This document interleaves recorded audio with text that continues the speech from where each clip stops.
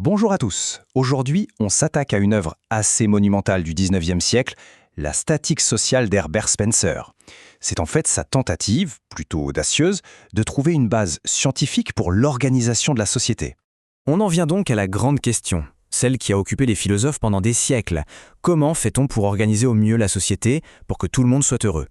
Et Spencer, lui, il ne cherchait pas juste une opinion ou une belle idée. Non, ce qu'il voulait, c'était trouver une loi, un principe presque mathématique. Alors voilà comment on va procéder. On va suivre le raisonnement de Spencer en 4 grandes étapes. D'abord, on va voir comment il déconstruit les idées populaires de son temps, et ensuite on s'attaquera à sa propre proposition, qui est, on va le voir, assez radicale. Allez, c'est parti, on entre dans le vif du sujet. Spencer commence par s'attaquer de front à l'adage le plus populaire de son époque, l'idée qu'une société doit viser le plus grand bonheur pour le plus grand nombre. Ce principe, qu'on associe souvent à la philosophie utilitariste, a l'air génial sur le papier, non ? Qui pourrait être contre le fait de maximiser le bonheur ?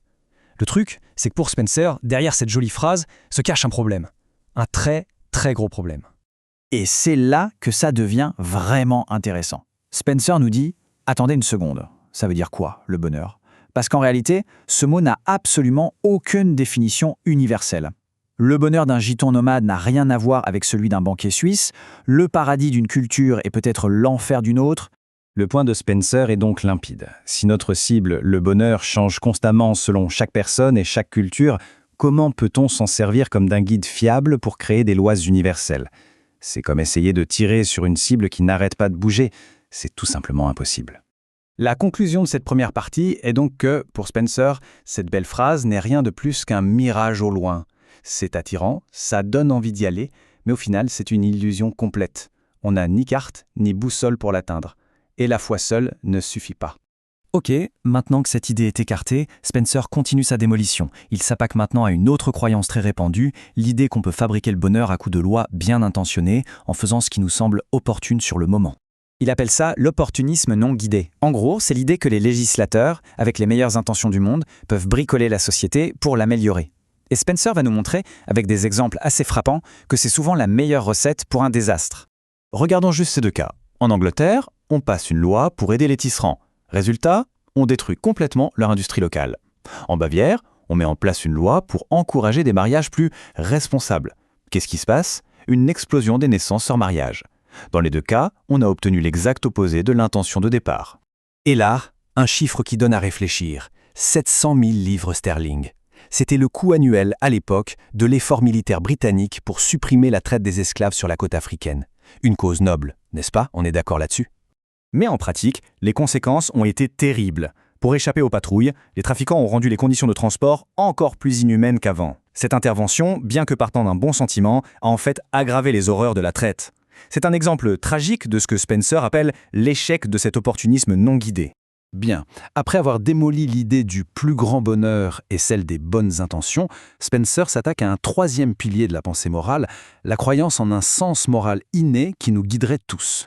Et l'idée est simple, on aurait tous en nous une sorte de petite voix, une boussole morale qui nous dirait ce qui est juste. Mais Spencer pose une question toute simple et pourtant redoutable. Si c'est vrai, pourquoi les boussoles de tout le monde indiquent-elles les directions complètement différentes ? Cet exemple que donne Spencer est brutal, mais il est efficace. Pour un membre de la secte des Thugs en Inde, l'assassinat était un acte sacré. Pour un Européen de la même époque, c'était le crime le plus horrible qui soit. Leurs sens moraux étaient en opposition totale. La conclusion est donc simple.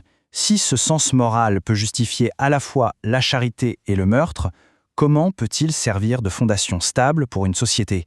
Pour Spencer, c'est un principe anarchique et capricieux. Autrement dit, c'est le chaos assuré. Après avoir tout déconstruit, on pourrait croire que Spencer nous laisse dans le vide.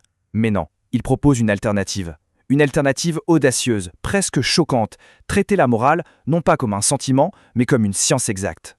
C'est là que son argumentation devient vraiment fascinante. Il nous demande d'oublier nos intuitions et de nous tourner vers la logique froide, pure, implacable, de la géométrie. Son idée est la suivante. La géométrie part de vérités de base, des axiomes, comme le tout est plus grand que la partie. Personne ne conteste ça. À partir de là, par pure déduction, on prouve des théorèmes complexes. Spencer dit « Faisons pareil pour la morale. Trouvons un axiome de base sur la nature humaine, une vérité première, et déduisons-en logiquement toutes les règles d'une société juste. » Et voilà la définition qu'il donne. Attention, il ne s'agit pas de créer des lois pour les gens tels qu'ils sont, avec leurs imperfections. Non, le but est de définir les règles de conduite pour un homme parfait, vivant dans une société idéale. C'est une approche purement abstraite, presque une expérience de pensée. Et tout ceci nous laisse avec une question assez vertigineuse. Cette ambition de Spencer, de créer une science de la morale, est une idée de génie ou une utopie dangereuse? Peut-on vraiment réduire toute la complexité des relations humaines à une sorte d'équation géométrique? La question, bien sûr, reste ouverte.